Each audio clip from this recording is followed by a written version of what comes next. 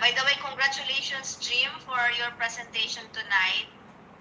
And we will have to look into and consider the important points that we need to look into as we become administrators in the future. Yes, Arfa. Sorry, Doc. But before we move to the question and portion of this presentation of Jim, I would like to also inform you that we have two other students right now joining the class. That would be Mr. Merchant. Yes, we have Mr. Merchant and Miss Miss Ray Delia. They just joined the classes.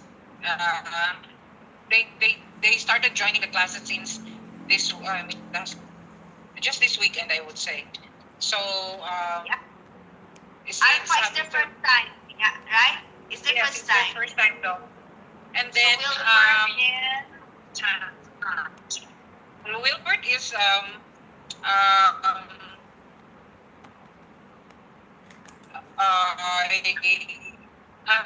correct me if I'm wrong, Wilbert, is it Liberia? Yes, ma'am. From one of the countries in Africa. He's from there. Yes, yeah. So Nigeria. it would be it is necessary. Yes, it's necessary for everyone to speak English so that Wilbert, as well as the rest of the students in the class, would be able to understand. Maybe we can hear first, not the new students, so we may know them, like the background. Okay, so thank you. Can we have them so everybody in the class should be aware and should know them? And particularly, of course, I myself, I should have a background of the new students coming in and joining our classroom. So who will start? We have Wilbert and who's the other one? And Del. Yes, ma'am. Good evening. Okay. So who will start to introduce yourself? Me first. All right, go ahead. Good evening, ma'am. And my name is... Can you open your cam so we can see your face? So I'll have to add here in my list. Can you give us also, you can type in our group chat your complete name so I can invite you in our classroom. Yes. Okay, go ahead. Good evening, everybody. My name is Raydelia. Just call me Del for short. Hi, My Alexa. name is Del. And then I've been teaching more than 18 years here in Thailand. I'm good. I'm having master's degree, but the phone is off. I muted the microphone, so it's okay. Okay. Yes. Welcome to the class, Del. Thank you so much. Okay, thank you for introducing yourself. Then we move on to Wilbert. I'm good, Alexa. How are you? Yes, hi, good evening, ma'am. Good evening, classmates. Hello, 5 viewers. Hi. So I'm Wilbert D. Merchant. I'm having a class for my master's. I'm from Liberia. I live in Liberia. Got my bachelor years ago. I did my master's, my MBA at PCU, Philippine Christian University, TAF. What else? So I run a consultancy back home in my country, and I have an office established and fully functional in Cambodia, and I just opened a new office in Laos. And what else? Our current event. I just arrived from the Philippines, so I'm in Bangkok. I arrived like an hour ago, so I just got back. You came from the Philippines? Yes, because I have meeting with PSIS, is Philippine International Security Association. So I'm a member of PSIS, and we had our meeting. So I had to attend the meeting because I needed to. So I just got back from the Philippines. I'm always back and forth to the Philippines because I have a lot of functions. I'm a member of Lions. There are a lot of things going on back there. And the Filipino people are nice people, you know, so work in China before, so I used to live in Beijing. I worked Okay, that's in the US so. embassy. Where are you staying, Wilbert, right now? So I'm in Bangkok. At Ramanan presently. Ramanan. So Thai people say Ramanan. And where are you working? You're working in Bangkok also, or No, you I'm not. have I'm not working in Bangkok. I have my consultancy in Cambodia and as well as Laos. I just opened in Laos. consultancy? Yeah, so I Or do financial consultancy, I do real estate, and I do business management consultancy as well. Yeah. alright. Why you decide to enroll in this class?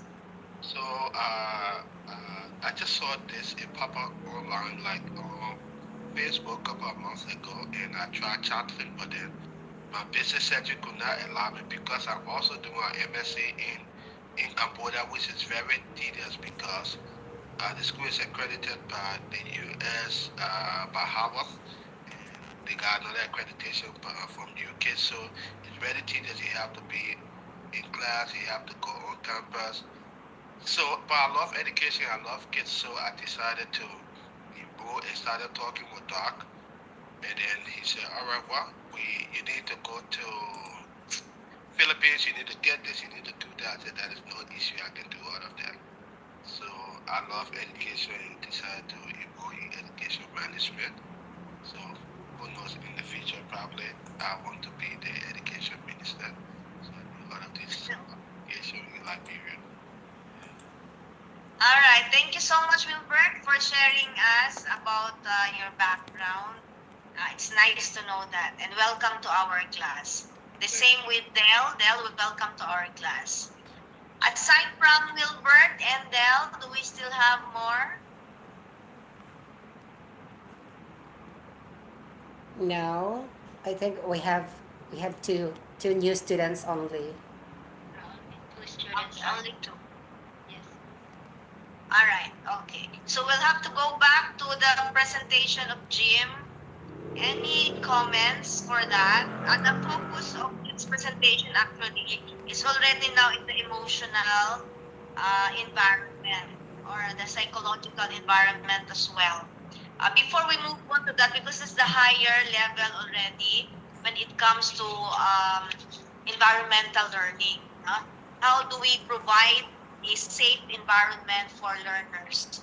So we will have to start first with the physical one. Okay. Why? Because it's tangible. And at the same time, it's really the physical aspect that the parents will have to see first. Okay? Right? When they are going to enroll their students in school, they have to look at first the school itself and the facilities. Do they have a good library? Do they have a good canteen? Do they have a good classroom? Is the classroom well ventilated? Is the facilities within the school are functional and readily available for the students? Like for example, one is drinking water is very, very important, right? Yes. And everywhere we are. So as a parent, we have to ensure that our students are safe or our children are safe, especially when it comes to drinking water. Okay. Are the school providing this, what do you call that, drinking water, safe drinking water inside the campus?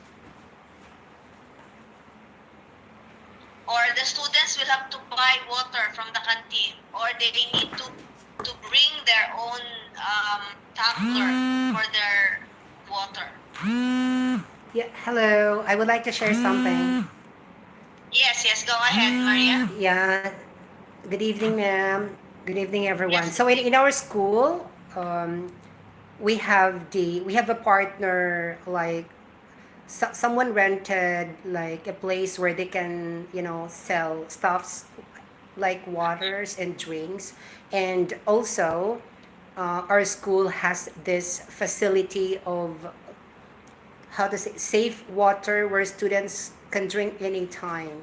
So the school invested for that. In Thailand, it is very popular to have a um, how to call that kind of water, sanitizing water.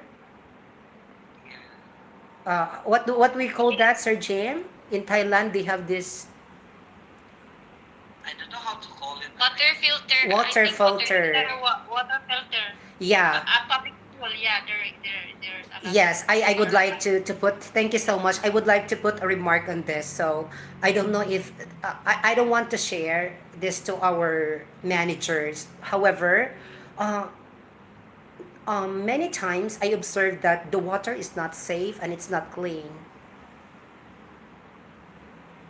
So I don't know how to address this to the man. Is there, all Yeah. right, Maria, is there a inspection periodically happening in your school? Well, I didn't see anyone, but I reported it to our head department, and I don't know what, I don't know because still, still when I run out of water, and then I have no choice just to get water from that um, Yeah, filter, yeah, that's, from that place. So it's thank it's you. it's not it's really Yeah. it's really a problem, and we students experience like stomach ache when every day. Oh, thank you for sharing that because it's very, very important. And that's very necessary as well. Because we need to ensure the safety of our students, especially parents, safety of their children. If they are drinking water from your drinking fountain or wherever they are going to get water, you need to ensure the whole school should ensure that the water is clean, meaning it's potable. That means it's safety because there should be a periodic check of water within your school. There should be water inspection team in your school that should check your water. In some schools, like say in abroad, every week there is a water inspection. Okay? Because it's not easy if your students will have like diarrhea or some other diseases which is waterborne, okay, caused by unsafe water. And also, in the government side, they have this school inspection periodically also for water to ensure that what the students are drinking are safe water.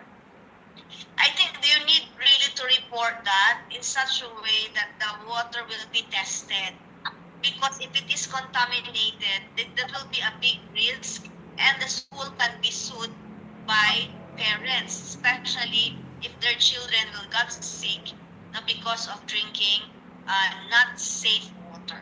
So that is my question now. Thank you so much. How I am going to do that as a staff, as a school teacher, where in fact in the first place I already reported this incident to my head, and still up to this time I still doubted that the water that the All students right.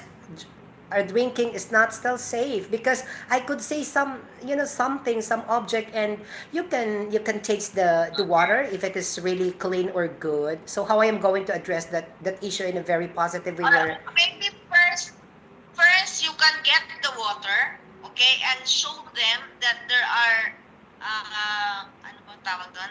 There are Okay. yeah. Show some evidence. Yeah, to show that there's an evidence. Show that there's an evidence. Or if you can, no, if you can, I don't know if it's very expensive, no, for water testing. Like you yourself, you have to get it and then get the sample of the water and um have it tested if it is safe or not. Kasi there is actually that level.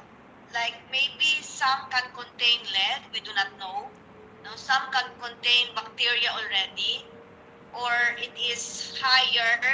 The level is higher compared to supposed to be the safe level. no, for after testing the water. So there are two ways you can do it. First, if they are not going to believe in you when you are going to show the evidence that this water, no, you got it from the fountain where the students are also drinking. So if they will not believe, I think you need to go to an authority for testing. Like, I do not know in Thailand if they are offering free. I think in the government also it's really free for you to uh, let them test whether the water is potable or not. I think, Doc, it's Okay. not about. Can I add? Yes, Jim. I think, Doc, it's not about the water because most of the time, like in our school, I'm not sure with the other school. In our school, Okay. our school, they like the one that what Mama Maria is telling is like I think we have the same that kind of water. It is filter like, and then they change the filter time to time. And then I think the problem is that it's in the tube, the pipe there because of the algae. So it's yeah. Mm. So because if you are going to let it test with an authority, uh, they will know if it is contaminated or not. They will know also if the contamination is due to piping, which is already very old, or if it is due to algae or whatever. Because that will show in the result. And So first thing that you can do, Maria, is you ask there in Thailand where you can have that water tested. If there is an office there, not to help you test the water without for free. Okay, and then the result of the testing you can show it to your heads, Okay, thank you. because that is really very important. And then if it is an authority that already give you the result, maybe they'll have to act on it. And another one is if are there students who already complain or parents complaining that their children got infected or got a stomach problem after they drank the water from the school? I don't know, but I observed some kids are, when some kids are having this, problem with their stomach ache. Yeah, if there is already a rampant diarrhea problem in your school, that's really a big question. Because honestly,